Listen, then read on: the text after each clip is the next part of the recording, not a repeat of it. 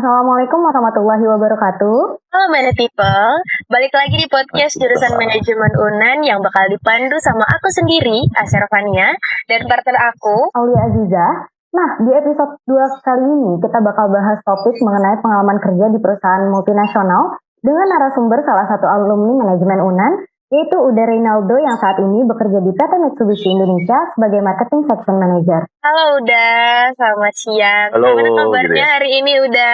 Baik, alhamdulillah sehat. Aman Masih semua. WFH atau udah balik lagi nih, udah ke kantor? Kita sekarang masih implement grouping ya, karena masih pembatasan, jadi masih 50%. Jadi, ya 50% WFH, 50% WFO, ganti-gantian aja. Nah, Uda kan alumni dari manajemen UNAN nih, Uda. Boleh ya Uda kita flashback sedikit. Gimana sih Uda kesan Uda selama kuliah di manajemen UNAN? Kalau ditanya kesan sih yang pasti seru banget ya. Saya kuliah di sana itu saking serunya jadinya lama gitu. Saya kuliah dari 2001 sampai lulus itu 2007. Di 6 tahun lah ya, 6,5 tahun. Kurang lebih gitu. Jadi saking serunya kuliahnya. Sangat menikmati lah. Itu secara generalnya begitulah perasaan terhadap kuliah di manajemen UNAN. Khususnya ekonomi UNAN lah ya. Nah udah, kalau misalkan cerita menarik atau kisah kasih atau pengalaman organisasi yang sampai sekarang masih diingat nih, ada nggak udah? Cerita menariknya, iya karena kita ini kan alumni manajemen ya. Saya kan alumni manajemen. Di manajemen itu khususnya di periode selama masa saya kuliah itu ekonomi itu cukup kompak ya, baik dari manajemen akuntansi, ekonomi pembangunan, kemudian D3-nya kita itu cukup kompak, apalagi ya sehingga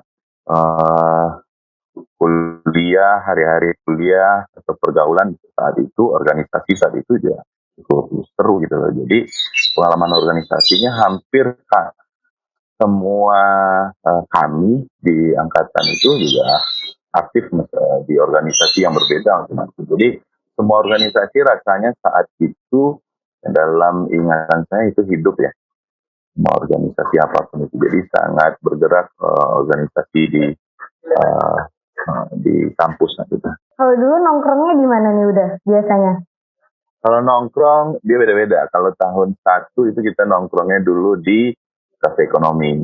Di kafe ekonomi itu saat itu saya ingat sangat di bawah tangga gitu ya. Di situ namanya, kalau saya kan ngekos di Padang itu, jadi anak perantauan ya. Jadi ya kita ya obrolannya ya sekitar kos-kosan. Jadi artinya intinya kita ketemu di di kafe gitu. Saya di kafe di ekonomi. Kemudian itu tahun 1. Tapi kalau angkatan saya kalau saya boleh cerita, kita juga banyak di atau serba ya nongkrong lah. Banyak nongkrongnya malah. Kalau dulu ada barak-barak ya, barak makan-makan Iya, sekarang saya dapat informasinya udah nggak ada lagi. Kalau dulu ada barak. Jadi kita habis kelas, setelah kelas di depan itu biasanya pada makan. Lagi makan lupa kelas biasanya. Sampai sekarang masih ada sih udah barak di depan masih ada ya? Masih ada udah.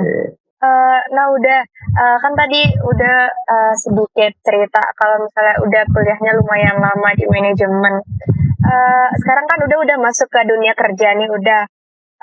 Apakah semua materi perkuliahan yang diajarkan di jurusan waktu itu terpakai semua udah di dunia pekerjaan sekarang? Pertama itu yang sangat mendasari ya, sangat bermanfaat itu kehidupan di kampus ini adalah kemampuan kita untuk berbicara ya, speak up. Jadi kayak kayak Aster sama Aulia sudah berani berbicara, sudah melatih public speaking juga, itu juga perlu, itu sangat sangat mendasar lah ya, kebutuhan yang sangat mendasar dalam dunia kerja. Jadi dengan begitu kita punya kepercayaan diri untuk mendeliver message atau keinginan kita atau harapan kita, pokoknya kita mendeliver sesuatu lah untuk menjadi input bagi orang lain gitu ya. Dan itu saya rasa dapatnya adalah dari pergaulan di kampus. aktif berorganisasi, bekerja aktif juga menerima tekanan karena kan kita kehidupan di kampus itu kita juga mesti ngerti respect. Kayak tahun 1 saya, tahun 2 udah ke atasan satu angkatan di atas pun kita juga mesti respect. Begitupun satu angkatan di bawah gitu loh. Bahkan dulu kita beda satu angkatan pun saya rasa nggak ada yang pakai panggil nama atau apa malahan ya. Tetap pakai da, uni gitu ya. Jadi artinya kita di situ belajar respect. Respect itu juga fundamental ya kalau di dunia kerja ya. Kita mesti respect sama senior, even kita posisinya lebih di atas dari mereka atau apa di dunia kerja ya. Tapi tetap respect adalah respect itu sangat membantu ke teamwork. Jadi saya rasa dua hal itu yang paling penting, apa ya, paling berpengaruh dalam kehidupan setelah kuliah. Sehingga yang ketiga, atas kemampuan itu memupuk mental kita. Jadi pressure, jadi kalau kuliah itu kalau pengalaman kuliah, pengalaman organisasi yang di steering komitekan oleh senior gitu ya.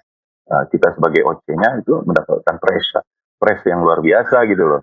Nah, pressure itu juga penting kita bawa ke kerja, kematangan kita menghadapi pressure dan kematangan kita juga menjawab pertanyaan di saat under pressure. Saya kan suka ke senior tuh, wah itu gitu. Ya, kurang lebih gitu ya kalau kalau pengalaman di kampusnya, kalau pengalaman yang didapat dari kehidupan berorganisasi di kampus. Jadi karena ini acara hima, acara himpunan ya, saya di situ kehidupan berkampus itu mesti dijalani gitu loh, mesti aktif. Nah udah, tadi kan udah bilang lumayan lama nih udah lulusnya ya, keasikan di kampus. Alasannya apa sih udah? Asik di organisasi atau apa udah? Nggak ada alasan sih, nggak ada yang bisa disalahkan. Itu adalah pilihan menjalani kehidupan kuliah saat itu. Ya kenapa saya di lama? Alasannya karena nilainya tidak bagus, tidak bisa untuk lulus 4,5 tahun atau 4 tahun, sehingga harus mengulang gitu lah. Kenapa nilainya nggak bagus di awal-awal ya karena terlalu nggak fokus sama kuliah, karena kan ada absensi, ya kan ya, nggak hanya ini ya, nilai satu ujian ya, absensi juga sangat berpengaruh kan ya. Bukan berarti apa ya, kemudian juga kemampuan, kalau kemampuan dalam intinya fokus lah ya, fokusnya nilainya kurang ya, standar aja nilainya C. Kalau C kan kayaknya nggak seru aja kalau mau ditamatin gitu, itu yang bikin lama gitu. Tapi udah dengar-dengar di tahun yang sama dari udah lulus itu udah langsung dapat kerja. Ada tips and triknya nggak tuh udah? Sebenarnya yang paling tips and triknya adalah ini ya, networking ya. Maksudnya networking itu begini. Saya ke Jakarta, saya merantau ke Jakarta, ke tempat atau bertemu dengan alumni-alumni ekonomi manajemen juga. Jadi saya ngumpulnya di sana, sehingga saya belajar dari dia, meminta networking dari dia. Kemudian yang tips yang paling ini adalah semangat untuk mencari ya, jangan pernah males, jangan pernah jangan pernah males aja, karena kita udah masuk dalam dunia nyata gitu ya. Jadi mesti dicoba. Terus harus punya target dan mimpinya. Gimana nih udah kan udah waktu itu masuk kerja di tahun yang sama ya udah. Gimana sih, dan juga kita lihat kalau di trackingnya itu udah banyak keluar masuk perusahaan, udah banyak perusahaan yang udah jalanin. Gimana sih udah pengalaman interview saat mau masuk kerja, apa sih pengalaman interview yang paling berkesan gitu udah? Pengalaman interview yang paling berkesan, saya sudah pertanyaannya template. kalau keseringan interview kita bisa ketawa-ketawa sendiri karena pertanyaan interviewer template itu aja yang paling berkesan. Tapi yang paling berkesan adalah IPK ya. Jadi saya itu hampir dalam semua interview itu saya bisa bertemu dengan user ataupun final SDD ataupun ya 2, 3 atau 4 besar dari total interview gitu lah. Yang terkendala nggak tahu deh, kalau zaman sekarang sih udah mulai enggak ya, udah nggak ada. Tapi seleksi administratif itu juga cukup mempengaruhi ya dalam kita memiliki IPK atau apa. Itu juga mesti mesti juga apa juga jadi bahan pertimbangan jadi jangan sampai IPK-nya juga rendah. Itu juga juga cukup berpengaruh dari itu. Kalau saya bahkan saya pernah interview untuk lowongan atau jurusan teknikal. Bahkan saya, saya tahu informasinya, saya tahu ada lowongan itu, saya ikut tesnya, saya bilang saya terima emailnya, tinggal saya lulus sampai user. Tapi ya finalnya nggak boleh karena ya ijazahnya bukan anak teknik. Itu pengalaman. Nah, udah. Kalau kita lihat nih, udah kan masuk di PT Mitsubishi Indonesia itu dari 2014 sebagai asisten manajer sampai 2016. Nah, dari tahun 2016 sampai sekarang itu udah jadi manajer. Gimana sih udah dalam waktu 2 tahun kok bisa langsung gitu? Gimana secepat itu gitu udah? Khusus di pengalaman kerja saya, selama saya bekerja, setiap tahun itu alhamdulillah saya selalu mendapatkan promosi, mulai dari saya baik dari perusahaan sebelumnya juga. Jadi setiap tahun saya selalu dapat promosi, selalu dapat peningkatan grading atau apapun itu, selalu improve gitu, yearly basis. Itu bukan tujuannya, bukan yang mau saya sampaikan adalah itu bukan karena kita, bukan karena pintar, tapi karena memiliki etos kerja yang baik, semangat kerja yang baik, kualitas kerja yang baik, dan itu bisa saya perlihatkan kepada atasan, user atau teman-teman. Karena di dunia kerja, teman-teman juga bisa lihat di kuliah itu yang paling cukup berpengaruh itu kan lingkungan. Kitanya yang terbawa oleh lingkungan, tapi bukan kita yang mengatur lingkungan. Jadi tetap mengatur fokusnya, saya mampu mengatur skala prioritas, mungkin itu tipsnya ya. Lalu memiliki etos kerja yang baik, tapi kalau yang pintar mah banyak. Nah, udah seperti yang kita ketahui nih, udah kerja di Mitsubishi yang mana itu adalah perusahaan multinasional. Apalagi sekarang udah menjabat sebagai manajer yang mengharuskan udah untuk sering meeting baik sama orang-orang dalam negeri atau sama orang-orang yang di luar negeri. Namun kan sekarang lagi WFH nih udah. Apakah masih sering udah melakukan perjalanan dinas ke luar negeri atau keluar kota, atau lebih sering melakukan meeting secara conference call via Skype atau Zoom? Terus kalau menurut udah pribadi, lebih enakan yang mana udah? Physical meeting atau lebih ke conference call meeting? Kalau ditanya enak yang mana, ya enak physical meeting ya, karena kita di situ bisa bertatap muka langsung, bahkan bisa menulis untuk menyampaikan sesuatu gitu ya. Jadi lebih punya intensitas yang lebih lebih baik. Tapi kalau melihat kondisi sekarang, kita udah mulai masuk ke new normal ya. Bahkan semua meeting kita selama 1 tahun pun sudah diubah dari offline menjadi online gitu. Jadi semuanya sekarang serba conference meeting. Kebetulan kita juga punya sistem sendiri untuk melakukan conference meeting. Jadi ya sejauh ini udah nggak ada bisnis trip lagi. Sebisa mungkin untuk menghindari bisnis trip baik lokal maupun overseas. Tapi tetap dengan kondisi 50%, kebutuhan untuk tatap muka pasti masih ada. Nah, udah kalau untuk conference call nih, udah. Kan kalau misalnya kita sekarang conference call atau online meeting secara virtual gitu-gitu, biasanya kan lebih santai karena emang cuma di rumah, mungkin kadang ada yang baru bangun tidur atau mungkin masih kebawa-bawa males karena vibes yang di rumah, atau kadang Asar juga lihat kayak ada yang bilang kalau misalnya conference call itu bisa nipu, atasnya rapi, nanti bawahnya cuma pakai celana pendek, nggak kayak biasanya. Nah, menurut Uda gimana Uda?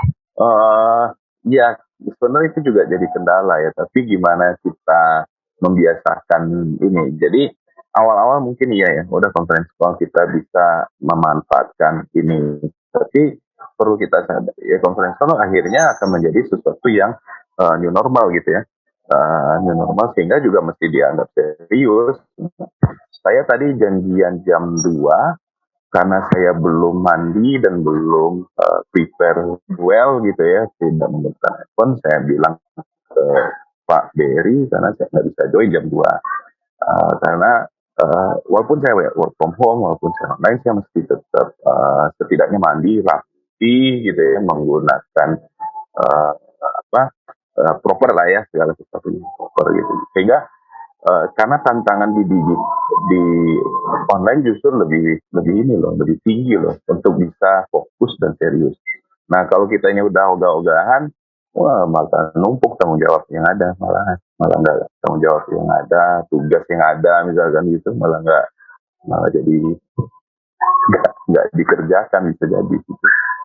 Karena ke bawah 5 itu tadi, 5 ini mager nih. Nah udah, pertanyaan terakhir nih udah. Boleh dong Oke. udah kasih saran untuk teman-teman many people yang masih kuliah untuk menghadapi dunia kerja tuh nanti kayak gimana udah? Yang pasti pertama saran saya aktiflah di kampus ya.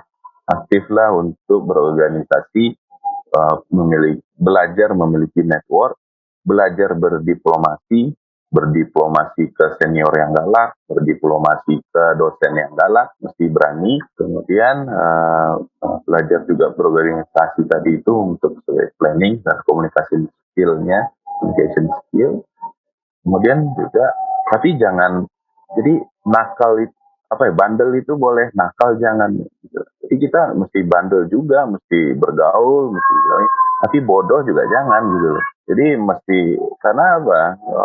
Kalau belajar manajemen gitu ya, kalau kayak sekarang kepake itu yang kita belajar kalau anak pemasaran belajar SPP, anaknya Magic belajar forcing analisis, akuntansi yang biasanya anak manajemen males juga kita harus menggunakan gitu. Jadi sehingga itu kita boleh nakal, aktif tapi yang bisa serius untuk belajar. Karena saya pribadi, saya punya pengalaman 4 kali Nasakom. Tapi saya juga punya pengalaman IPK 3,8 berturut-turut 4 kali. Jadi saya juga artinya di saat kita serius, kita harus serius di saat kita. Jadi do your day based on your goals. Nah, many people, gimana nih episode kali ini? Menarik banget kan? Jangan lupa ya like, comment, subscribe, dan tunggu episode selanjutnya. Dadah, Assalamualaikum.